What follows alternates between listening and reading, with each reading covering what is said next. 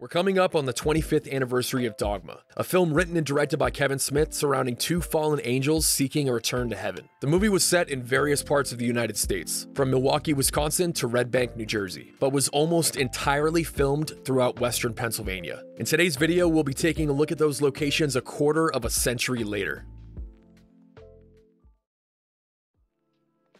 In this video, I'll be going over the locations in the order in which they're shown. Seeing as like 95% of the movie was shot in the city of Pittsburgh and its surrounding areas, those are the locations that I went out and recorded.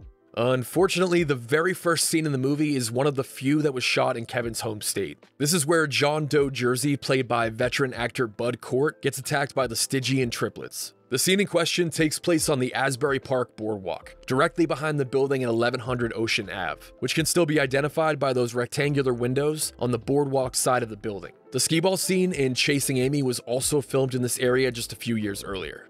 With our first remote location out of the way, let's move on to one of the most iconic buildings in Dogma, the St. Peter and Paul Church in not Red Bank, New Jersey, but the neighborhood of East Liberty in Pittsburgh. This church is the sole reason that Dogma was shot in Western PA. When the creatives on the movie were scouting locations, they had to find not just a vacant church, but specifically a vacant Catholic church. St. Peter and Paul was built between the years of 1890 and 1891 and has sat empty since 1997, less than a year before filming began on Dogma.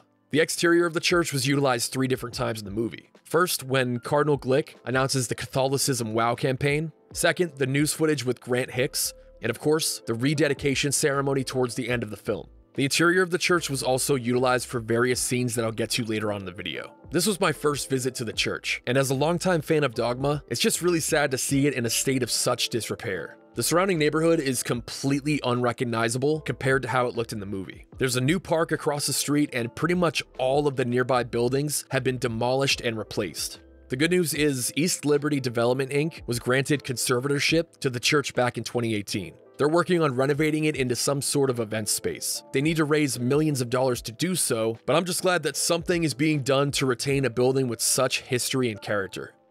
Up next, we have the airport in Milwaukee, Wisconsin, which was actually filmed at Pittsburgh International Airport. The entire segment that introduces Bartleby and Loki was filmed throughout Concourse C. Loki and Bartleby are sitting at the end of the concourse at the beginning of the scene, right near gate C60. This area has been completely updated since Dogma was filmed. But once they step onto the moving walkway, you can see that other than some updated paint, this middle area of the concourse is mostly the same, right down to these metal bars on the wall behind Loki. The gate that Ben and Matt walk past later on in the scene, gate C53, still has the exact same type of chairs shown in the movie. Unfortunately, the moment in the elevator that caps the scene off was actually shot elsewhere, but we'll get back to that one later. For now, let's move on to one of the lesser appreciated churches in Dogma, St. Stephen's Church, which was actually St. Luke's Memorial Lutheran Church on Pittsburgh's north side. This church acted as the exterior shot for Bethany's introduction, but in that scene, she's actually sitting inside of the church on Larimer Ave.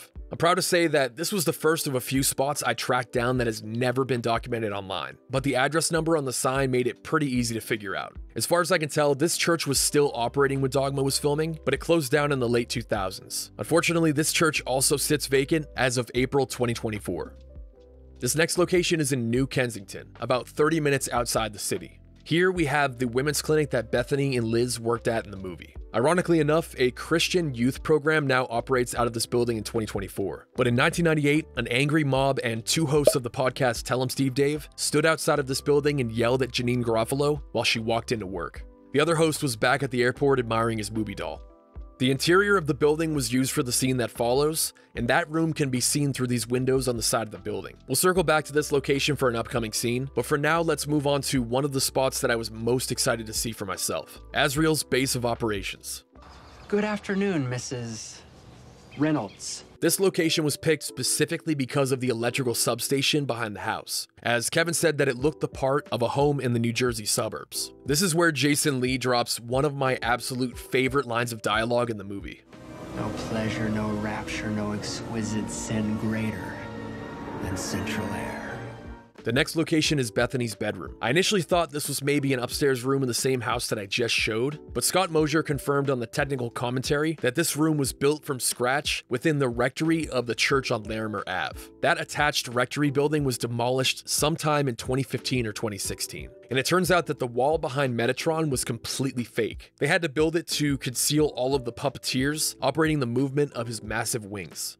With the snap of a finger, Metatron and Bethany are magically whisked away to the franchised Mexican eatery down the street from her apartment. In reality, this was the Franklin Inn restaurant, which is still in operation to this very day. I have to admit, it made me really happy to see that this restaurant has a Dogma poster hanging over the spot where Linda and Alan filmed their scenes. The interior has been updated quite a bit since filming took place in 1998, but the general layout is still almost exactly the same.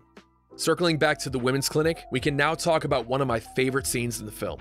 Unlike Liz, whose car was parked right next to the clinic, Bethany parks her car in an adjacent lot that, other than some missing parking blocks, looks almost exactly the same. The house behind the Stygian triplets still has an identical color scheme, but the house that sits right behind Bethany's car in that scene has been updated quite a bit. Jay and Silent Bob drop into frame to save the day, and the Stygian triplets skate away down this alleyway. Snoogans. This next location is another one that has never been documented online, so I was extremely happy to find it. Jeff Anderson returned to the View Askew universe for the first time since Clerks to once again portray a retail employee, but this time at a hunting supply store located in Oakdale, Pennsylvania. I was able to figure this one out pretty easily because of two things. One, the landline phone behind Jeff Anderson's head, which is still there, and two, the carpeted material on the shelf behind him that is also exactly the same. After reluctantly saddling up with Jay and Silent Bob for a pilgrimage to New Jersey, the trio sits down for a meal at an old-school stainless steel train car-style diner. This diner was located at 113 South Main Street and carried many different names over the years, but permanently closed down as Laverne's Diner sometime in 2007 or 2008. This lot is just a few blocks away from some of the spots that Zack and Miri was shot at less than a decade later. This next location actually covers two different scenes in the movie. Here we have the bridge on Nike Site Road in Oakdale, just a short drive away from the hunting store.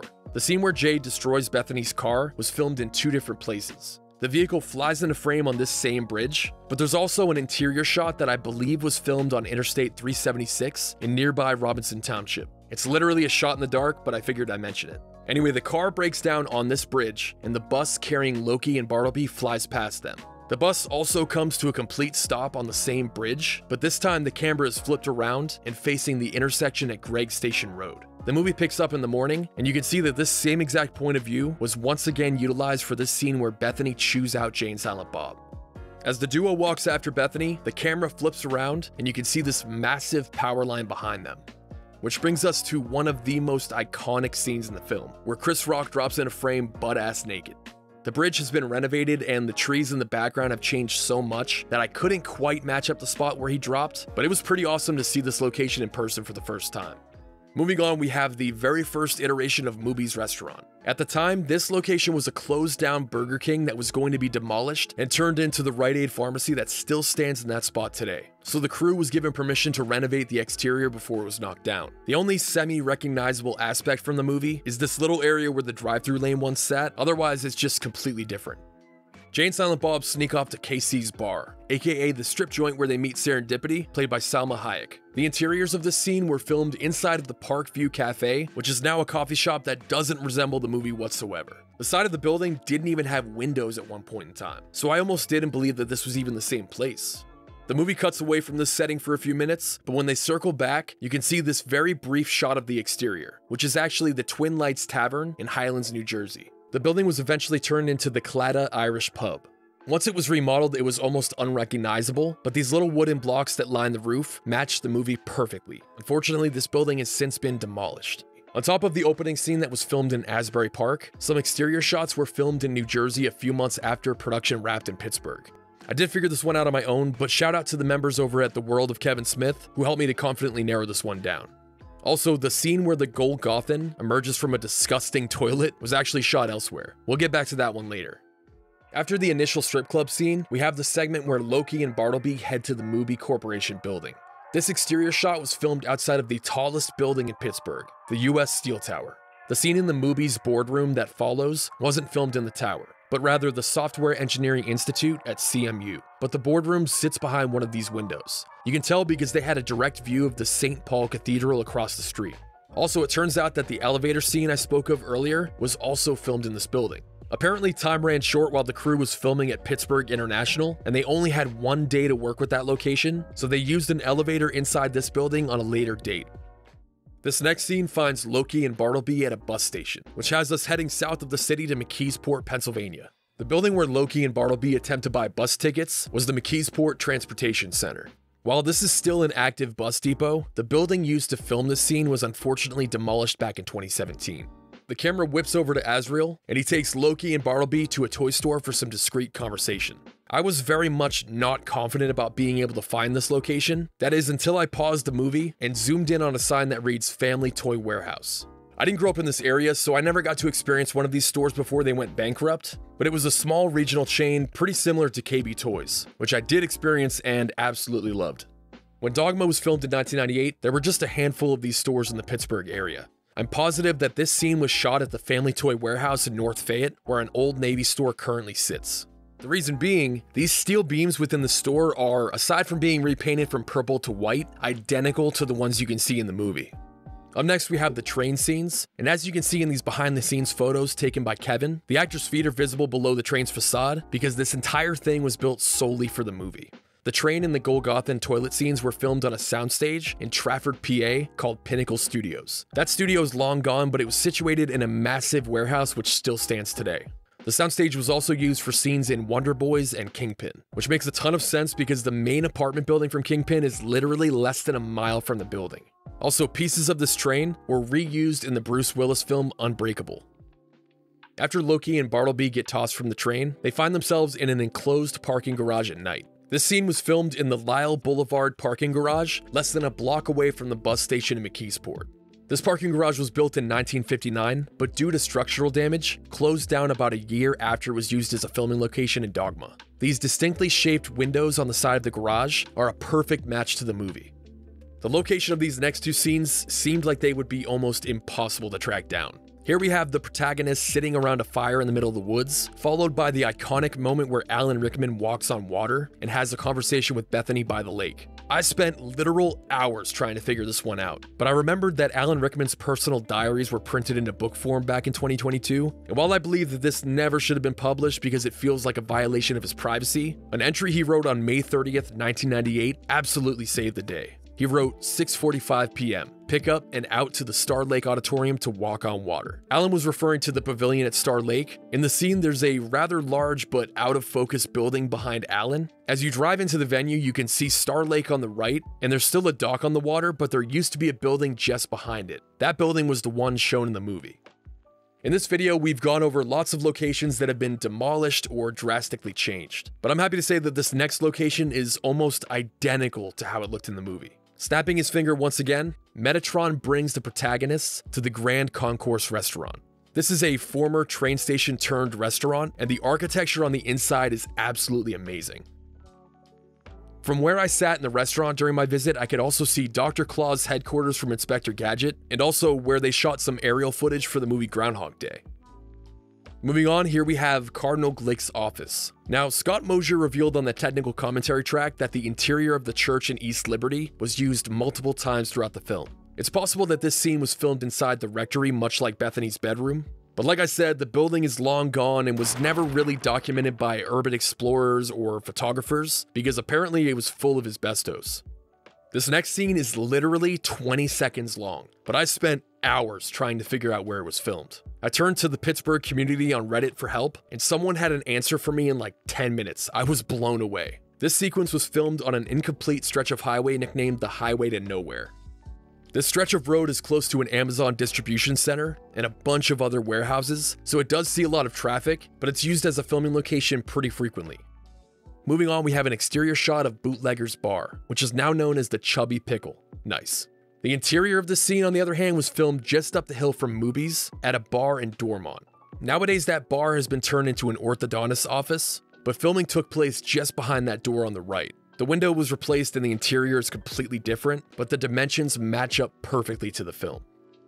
During the climactic scene at the church, Jay reveals to Bethany that John Doe Jersey is being cared for at a neighboring hospital. In reality, that initial shot of the hospital was actually filmed at the Riverview Hospital in Red Bank, New Jersey, Kevin Smith's place of birth. But the scene where Bethany and Silent Bob race into the hospital as people come flooding out was filmed at the Ohio Valley Hospital in McKees Rocks, Pennsylvania. On the technical commentary, Kevin confirmed that the same hospital was used for the interior shots as well. And those are the filming locations of Dogma. I really enjoyed stepping out of my comfort zone a bit for this project, and I'll definitely do more of these in the future if the movie or TV show in question hasn't been covered by another channel already. But that'll do it for today's episode. I hope you enjoyed it. Feel free to comment down below with any memories or thoughts you have on the movie Dogma. As always, thank you for watching, and I'll see you on the next one.